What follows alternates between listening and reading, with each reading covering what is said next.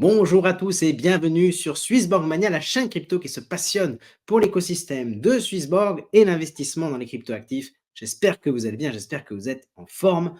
On va parler de tout ce qui s'est dit cette semaine, les points importants. Et on va commencer évidemment par Galactica Network qui avait ses alphas à l'intérieur de l'application Swissborg. Ça s'est très bien passé. Ils ont dépassé les objectifs très largement. Ils ont même débloqué des capitaux à investir pour la communauté, notamment avec un Vault bronze qui était prévu pour 1 200 000 Borg et qui est passé à 2 500 000.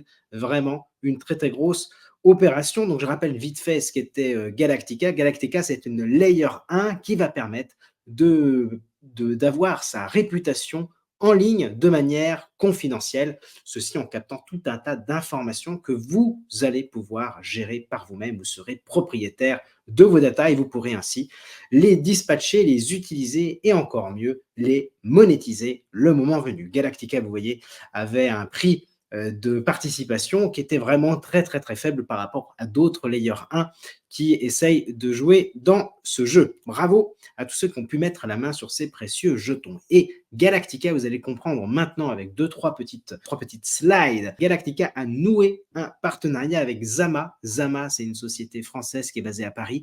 Et Zama, qu'est-ce qu'ils font? Ils font du fully homomorphic encryption. C'est un très très gros partenariat. Voilà, c'est vraiment du high-tech sur la cryptographie. On va voir un petit peu dans un instant à quoi cela peut bien servir. Donc je vous le disais, Galactica c'est le layer 1 de la réputation confidentielle. Ça utilise le Zero Knowledge Proof, le fameux ZKP, qui nous permet notamment d'avoir le ZK KYC, une identité dont on va pouvoir prouver qui l'on est sans avoir à dire qui l'on est. Ça, c'est toute la beauté. Et puis, le fameux Fully Homomorphic Encryption, le fameux FHE, dont on va reparler. Parlons rapidement du ZKP, le Zero Knowledge Proof, qui consiste tout simplement à prouver que l'on connaît la solution sans dévoiler la solution. On n'a pas envie que la personne sache précisément quel est notre âge, et pourtant on a envie de pouvoir rentrer dans cette boîte de nuit où c'est limité aux personnes qui ont plus de 18 ans. Et bien là, grâce au ZKP, ce sera possible. Le deuxième élément, c'est ce fameux FHE de Zama. Alors qu'est-ce que c'est que ce fameux Fully Homomorphic Encryption?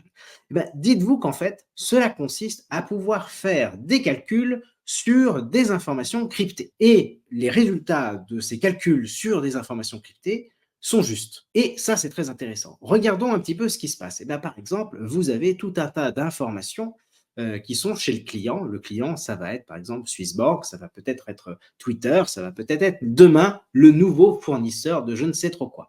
Vous avez vos données là-bas et elles y sont cryptées. Et vous avez envie de faire un calcul qui peut être par exemple une addition, une multiplication, tout un tas de choses. Le fully à l'intérieur de ce système, c'est qu'en fait, on va pouvoir faire tout un tas d'informations, pas seulement une addition, pas seulement une multiplication, mais une addition plus une multiplication ou plein de multiplications, plein de petits calculs, du coup, qui sont très importants, qui doivent être faits. Et donc, en fait, ces informations, elles vont rester cryptées chez la personne à qui vous les envoyez. Donc, par exemple, on va pouvoir faire des calculs sur des données de chez Swissborg sans avoir à ce que la personne puisse voir en clair les données. Ils vont faire tous ces calculs sur des données chiffrées, donc une série de chiffres et de lettres. Ils vont pouvoir faire les calculs et renvoyer ces données toujours chiffrées chez le client qui va pouvoir ensuite voir les résultats sans avoir eu à faire tous les calculs. Les calculs ont pu être extériorisés sans que les données sensibles aient été visibles par le fameux serveur. Et donc ensuite, vous avez, vous, le résultat et vous allez pouvoir exécuter tout ça. Et donc, c'est là où ça va devenir intéressant, c'est qu'on va pouvoir avoir du coup nos informations cryptées et les faire travailler par ailleurs. Et sachez que Zama a levé 73 millions de dollars il y a quelques mois et Galactica est un des premiers partenaires avec eux. Et aujourd'hui, d'une certaine façon, si on veut s'exposer à la technologie de Zama, le FHE, eh bien, il faut presque passer par Galactica puisque ce sont les seuls à avoir réellement un gros partenariat fonctionnel avec eux. Je poursuis sur cette histoire de Vault à l'intérieur de l'application Swissborg. Ça partait très très vite. Ils ont augmenté les tailles des Vault et ça c'est assez intéressant à noter. Notamment, vous voyez ici, le Vault bronze qui a atteint 2,5 millions de Borg. Il était initialement à 1,2 million et vous noterez que, en fait, en augmentant la taille du Vault Borg jusqu'à ce que finalement tous ceux qui voulaient quasiment rentrer dedans aient pu le faire, eh bien ça a permis quoi? Ça a permis qu'on n'a pas eu le fameux dump que nous avions habituellement avec les early, les alphas sur les Vault Borg. Généralement, on avait une montée et puis pouf, ça se cassait la vie. Et ben là, on n'a pas eu. Parce qu'en fait, tous ceux qui voulaient investir avec du Borg ont pu le faire dans cet alpha-là. Et donc, ceux qui ont voulu faire jouer l'achat puis la revente, eh bien, n'ont pas réussi, ou la vente pour pouvoir racheter plus bas, n'ont pas pu le faire, puisque ici, tous les capitaux quasiment qui voulaient rentrer dans l'Alpha Deal en Borg ont pu le faire. Donc voilà, ça a sold out. 3800 personnes ont pu rentrer à l'intérieur. Ils ont levé plus d'1,5 million de dollars. Je pense que c'était une des alphas avec le meilleur sentiment communautaire. Ça s'est plutôt très très bien passé. On poursuit avec une nouvelle, on va abandonner EuroTether. EuroTether, c'est un stablecoin euro qui est présent dans l'application. Si vous en avez pensez à les sortir, alors soit vous les sortez directement de l'application ou vous les convertissez dans autre chose. Pourquoi?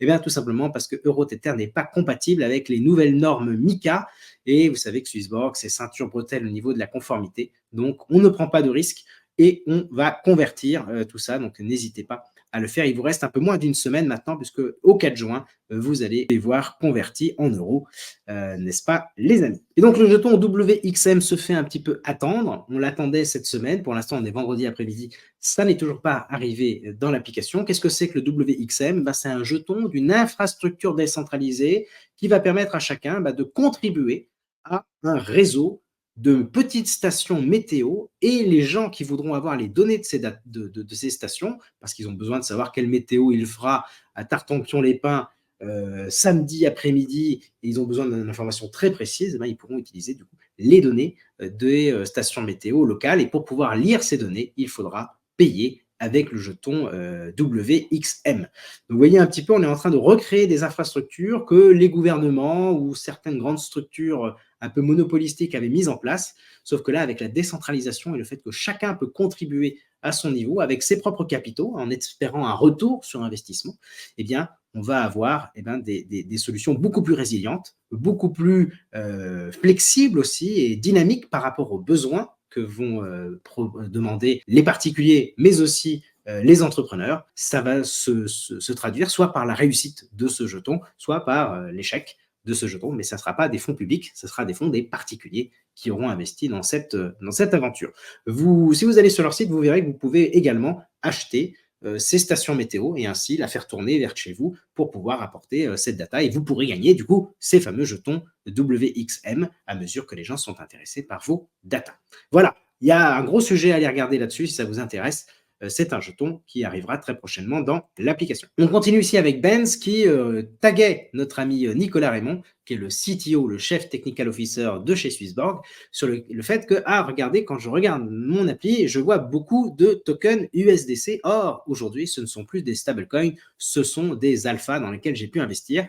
À quand la visibilité des alphas et pas simplement du stablecoin? Nicolas Raymond répond qu'avec un peu de chance, ce sera là le mois prochain, donc marquez-le, pour la fin du mois de juin, vous devriez avoir les alphas dans votre petit camembert. Kevin Follonier, vous le savez, fait des vidéos YouTube, principalement en anglais, où il interviewe des entrepreneurs du monde de la tech principalement.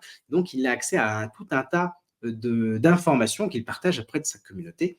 Et un club exclusif d'investisseurs va pouvoir, au travers de Swissborg, participer à certains deals. Quand on va sur le blog de Swissborg, on voit un petit peu les conditions. C'est un club où l'entrée est à 1 000 $. Il est recommandé de vouloir faire des investissements supérieurs à 15 000 $ par an, sachant qu'il y a à peu près 3 deals par an.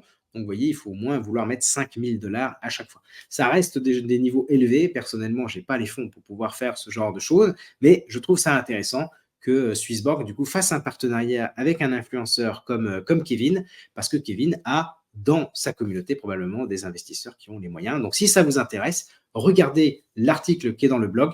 Peut-être que vous pourrez ainsi vous rapprocher de Swissborg pour pouvoir participer à ces deals exceptionnels. Parlons rapidement d'Agora. Agora vient de lancer son chapitre 6 qui consistait à une vente du token AGA auprès de différents Launchpad. Vous voyez, il y en avait 7. Voici à peu près les différents créneaux. Et vous voyez, ça fait un total de 1,5 million de dollars.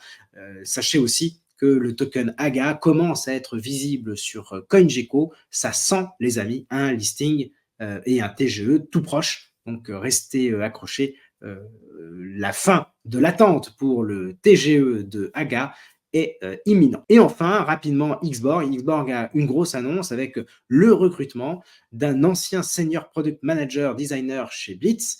Donc voilà, ils sont en train de renforcer, de muscler l'équipe avec des talents de gens qui sont déjà dans le jeu vidéo. Et puis là, ils viennent contribuer à faire de Xborg vraiment la plateforme de référence pour l'identité des joueurs, des gamers, du Web 3, mais également, évidemment, du Web 2. C'est là où il y a le maximum de personnes. Donc, il faut des choses super belles, super bien construites, comme vous le voyez ici à l'écran. Et puis, d'ailleurs, quand on parle de succès concernant Xborg, il y avait un article chez eSport Insider et on voyait qu'il y avait plusieurs équipes eSport qui avaient déjà une application pour leurs fans.